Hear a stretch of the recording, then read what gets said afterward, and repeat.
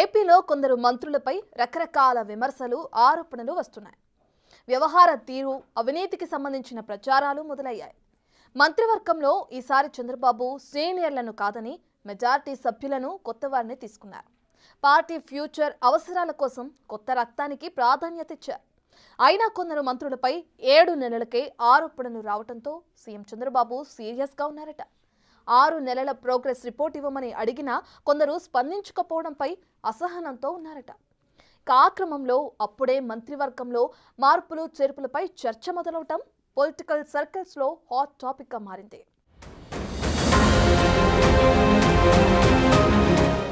ఆంధ్రప్రదేశ్లో కూటమి ప్రభుత్వం ఏర్పడి 7 నెలలు గడుస్తోంది. అప్పుడే మంత్రివర్గంలో మార్పులు చేర్పులపై చర్చ మొదలైంది. పార్టీలో సీనియర్లను కాదని ముఖ్యమంత్రి చంద్రబాబు ఈసారి కొత్త వారికి మంత్రి పదవులు కట్టబెట్టారు. పార్టీ భవిష్యత్ అవసరాల కోసం కొత్త తరానికి పెద్దపీట వేశారు. అయితే మొదటిసారి కేబినెట్ బెర్తులు దక్కించుకున్న వారిలో కొందరిపై నెగటివ్ టాక్ మొదలైంది. దాంతో అతి త్వరలోనే కొందరు మంత్రులు మాజీలవుతారన్న అంశం టీడీపీ వర్గాల్లో హాట్ టాపిక్ గా మారింది.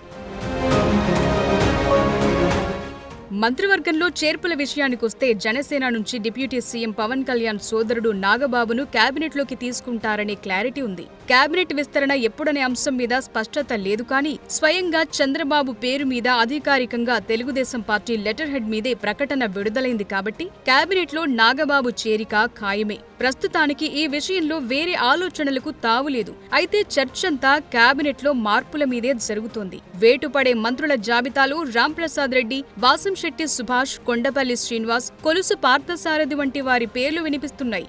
ఇటీవల హోంమంత్రి అనిత పిఏ జగదీష్ వ్యవహారంతో ఆమె కూడా ఆ లిస్టులో చేరిందంటున్నారు.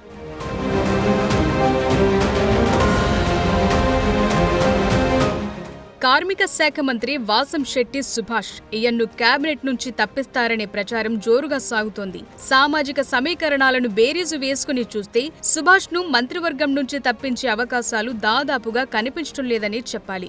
ఉమ్మడి ఉభయ గోదావరి జిల్లాల్లో శెట్టి బలిజ సామాజిక వర్గం నుంచి సుభాష్ కేబినెట్ లో ప్రాతినిధ్యం వహిస్తున్నారు. అదే సామాజిక వర్గం నుంచి పితాని సత్యనారాయణ సీనియర్ ఎమ్మెల్యేగా ఉన్న జూనియర్లను, యువతను ప్రోత్సహించాలనే ఉద్దేశంతో సుభాష్ కి అవకాశం ఇచ్చింది పార్టీ అధిష్టానం.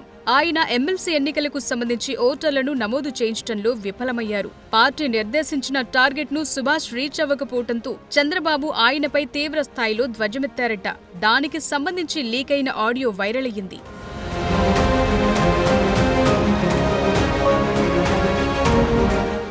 వైసీపీ కార్యకర్తగా ఉంటూ టీడీపీ ఎమ్మెల్యే అయి ఆ తరువాత అదృష్టం కలిసివచ్చి మంత్రి అయ్యారు వాసంశెట్టి సుభాష్. అమలాపురానికి చెందిన వాసంశెట్టి సుభాష్ ఎన్నికలకు ముందే టీడీపీలో చేరారు. తరువాత రామచంద్రాపురం టికెట్ దక్కించుకుని టీడీపీ అభ్యర్థిగా పోటీ చేసి ఘన విజయం సాధించారు. ఎమ్మెల్యేగా ఎన్నికైన కొన్ని రోజుల్లోనే చంద్రబాబు మంత్రివర్గంలో స్థానం లభించింది. అలా సుభాష్ పొలిటికల్ లైఫ్ ఒక్కసారిగా టర్న్ అయిపోయింది. అదృష్టం తన తలుపు తట్టినట్లే ప్రతి పనిలో ఆయనకు ఇబ్బందులు తప్పటం లేదు. ఏదో ఒక రూపంలో చిక్కులు, చివాట్లు ఎదుర్కోవాల్సి వస్తుందట.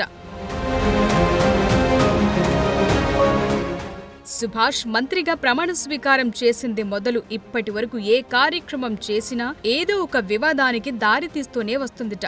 అటు అధిష్టానం నుంచి ఇటు క్షేత్రస్థాయిలో తన సామాజిక వర్గం వరకు ఆయనపై వ్యతిరేకత చాప కింద నీరులా వ్యాపిస్తుందట. ఉమ్మడి తూర్పు గోదావరి జిల్లాలో చాలా మంది సీనియర్ నేతలు ఉండటం, వారి కాకుండా సుభాష్ కు మంత్రి పదవి ఇవ్వటం ఆ జిల్లాలో ఎవ్వరికీ నచ్చలేదు. దీంతో కేబినెట్ షఫ్లింగ్ జరిగితే సుభాష్ ను తప్పిస్తారనే ప్రచారం జరుగుతోంది. సుభాష్ ను తప్పించడం అంటూ జరిగితే పితానికి ఛాన్స్ ఖాయమంటున్నారు. ఇక మరో మంత్రి రాంప్రసాద్ రెడ్డి గురించి కూడా చాలా విస్తృతంగా చర్చ జరుగుతోంది. రాంప్రసాద్ రెడ్డిని మంత్రివర్గం నుంచి తప్పించినా ఆశ్చర్యపోనక్కర్లేదనే ప్రచారం పార్టీ వర్గాల్లో జరుగుతోంది. మంత్రివర్గంలో అతి తక్కువ కాలంలో ఎక్కువగా బద్నామైన వ్యక్తి ఎవరైనా ఉన్నారా అంటే అది రవాణా శాఖ మంత్రి రాంప్రసాద్ రెడ్డే. రాంప్రసాద్ రెడ్డి పేషీలో జరిగే వ్యవహారాలపై ఇప్పటికే ఇంటెలిజెన్స్ కన్నేసిందని, ఏసీబీ కూడా రంగంలోకి దిగే అవకాశం లేకపోలేదనే చర్చ గత కొంతకాలంగా జరుగుతోంది. ప్రస్తుత పరిస్థితిలో రాంప్రసాద్ రెడ్డిని తప్పిస్తే ఆ స్థానాన్ని మరో రెడ్డి సామాజిక వర్గానికి చెందిన నేతతో భర్తీ చేయాల్సి ఉంటుంది. ఈ పరిస్థితుల్లో సీనియర్ నేత సోమిరెడ్డి చంద్రమోహన్ రెడ్డికి అవకాశం ఉండే ఛాన్స్ ఉన్నా అదే జిల్లా నుంచి ఆనం ఉన్నారు కాబట్టి సోమిరెడ్డికి ఎంతవరకు ఛాన్స్ ఉంటుందో చూడాలి. ఇక ఇదే సామాజిక వర్గానికి చెందిన నల్లారి కిషోర్ కుమార్ రెడ్డి పేరు తెరపైకొచ్చే ఛాన్స్ ఉందంటున్నారు. వాస్తవానికి కేబినెట్ లో కిషోర్ కుమార్ రెడ్డి పేరు ఖచ్చితంగా ఉంటుందని అందరూ భావించారు. కానీ కిషోర్ కుమార్ రెడ్డి ఆశల మీద నీళ్లు చల్లింది అధిష్టానం. అలాగే కడప జిల్లా నుంచి అదే సామాజిక వర్గానికి చెందిన మాధవిరెడ్డి పేరును పరిశీలించే ఛాన్స్ ఉందంటున్నారు.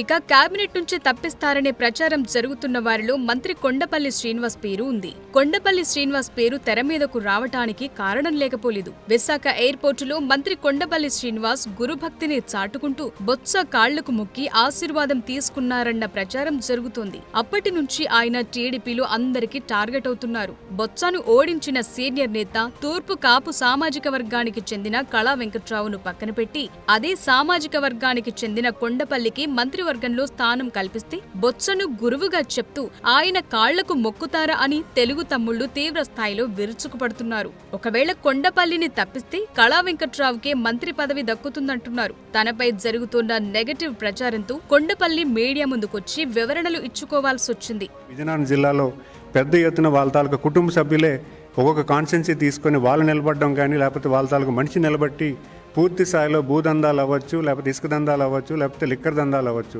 పూర్తి స్థాయిలో వాళ్ళు కుటుంబ పరిపాలన చేసిన తరుణంలో ఈరోజు ప్రజానికం విజయనగరం జిల్లాలో ప్రజానికం అందరూ కూడా ఏకమై ఈరోజు మొత్తం వాళ్ళెవ్వరిని కూడా గెలిపించకుండా కూటమి ప్రభుత్వం నిలబెట్టిన క్యాండిడేట్స్ని ఈరోజు ఏకతాటిగా గెలిపించిన ఈ క్రమంలో మీరు ఆలోచన చేస్తే వాళ్ళ తాలూకా పరిపాలన వాళ్ళ తాలూకా లీడర్షిప్ని పూర్తిగా నిర్వీర్యం చేసే క్రమం మొదలైందని చెప్పుకోవాలి. దాన్ని తట్టుకోలేక ఈరోజు ప్రతిపక్ష మీడియాలు వాళ్ళని బలపరచడానికి ఈరోజు మమ్మల్ని బలహీనం చేసే ప్రయత్నం చేస్తున్నారు తప్పించి ఇక్కడ ఉన్నటువంటి సత్యం ఎటువంటిది లేదని నేను చెప్పగలను. ఎందుకంటే మీరు చూసుకుంటే గడిచిన 40 సంవత్సరాల మా కుటుంబం రాజకీయ నేపథ్యం తాతయ్య గారి మీద అవ్వచ్చు, లేకపోతే బాబాయ్ గారి మీద అవ్వచ్చు, ఈరోజు నేను కంటెస్ట్ చేస్తున్నటువంటి ఫ్యామిలీ బొత్స కుటుంబం.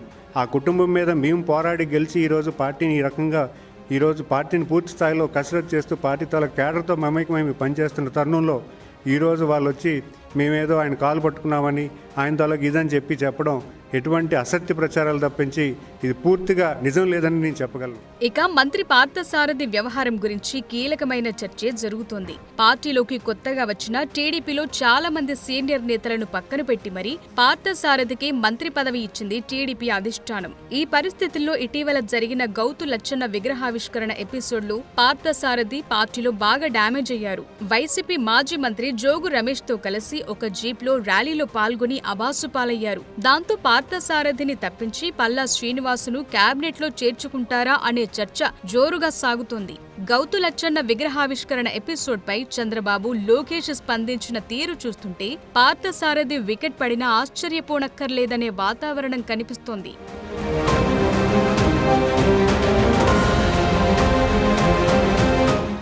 మరోవైపు హోంమంత్రి అనిత పిఏ జగదీష్ పై తీవ్ర ఆరోపణల నేపథ్యంలో హైకమాండ్ రియాక్ట్ అవడంతో ఆమె అతన్ని పదవి నుంచి తప్పించారు. 10 ఏళ్ల నుంచి తన పిఏగా ఉన్న వ్యక్తిని కంట్రోల్ చేయలేకపోయిన వంగలపూడి అనిత ఇక హోంశాఖను ఏం డీల్ చేస్తారన్న టాక్ వినిపిస్తోంది. ఇక మరో మంత్రి హైదరాబాద్లో సెటిల్మెంట్లు చేస్తున్నారని ఆరోపణలొస్తున్నాయి. అనంతపురం జిల్లాకు చెందిన మంత్రిపైన విమర్శలున్నాయి. అనంతపురం జిల్లాలో మంత్రి భర్త డామినేషన్ ఎక్కువైందట. ఎంపీ, ప్రజా ప్రతినిధులను పట్టించుకోవటం లేదట. కొందరు మంత్రుల పేషీల్లోని సిబ్బంది అక్రమాలు చేస్తున్నారని ప్రభుత్వ పెద్దలకు నివేదికలు వెళ్లాయంటున్నారు.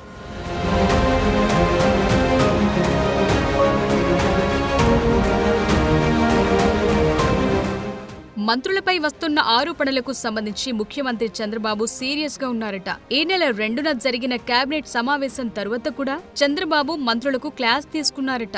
అవినీతి, దందాలకు దూరంగా ఉండాలని హెచ్చరించారట. 2014లో అధికారంలోకొచ్చిన చంద్రబాబు అవినీతి ఆరోపణలు రావటంతో 2 మంత్రులపై ఏడాదిలోపే వేటు వేశారు. 2014లోనూ ఏడాదిలోపే అవినీతి ఆరోపణలు రావటంతో 2 మంత్రులపై వేటు వేసిన చంద్రబాబు ఇప్పుడు కూడా అలానే చర్యలు తీసుకుంటారనే ప్రచారం మొదలైంది.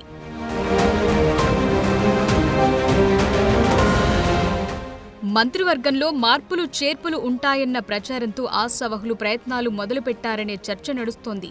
గాజువాక ఎమ్మెల్యే, టీడీపీ ఏపీ అధ్యక్షుడు పల్లా శ్రీనివాస్, కడప ఎమ్మెల్యే మాధవిరెడ్డిని కేబినెట్లోకి తీసుకుంటారని జోరుగా ప్రచారం సాగుతోంది. టీడీపీ నుంచే కాకుండా బీజేపీ, జనసేన నాయకులు కూడా లాబియింగ్లు మొదలుపెట్టారంటున్నారు. పవన్ కళ్యాణ్ ద్వారా బీజేపీ నేతలు లాబింగ్ చేస్తున్నట్టు చెప్పుకుంటున్నారు.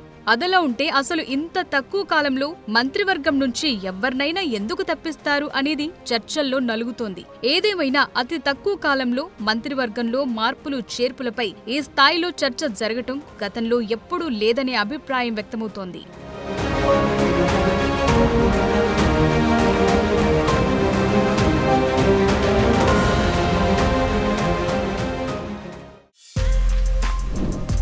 For more videos like this, subscribe Big TV channel.